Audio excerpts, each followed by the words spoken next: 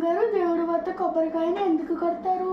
దేవుడి దగ్గర కొబ్బరికాయని ఎందుకు కొడతారంటే సర్వదేవతలను పూజించే సమయాల్లోనూ యజ్ఞ హోమాదుల్లోనూ కొన్ని శుభకార్యాల్లోనూ కొబ్బరికాయని కొట్టడం తప్పనిసరి.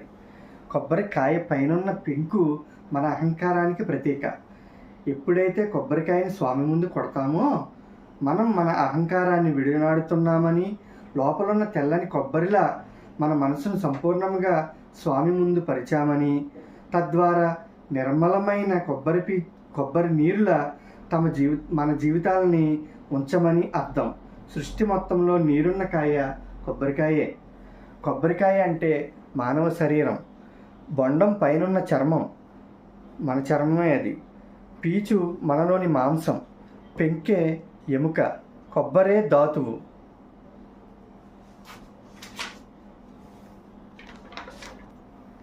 కొబ్బరికాయలోని కొబ్బరి నీరు మన ప్రాణాధారం.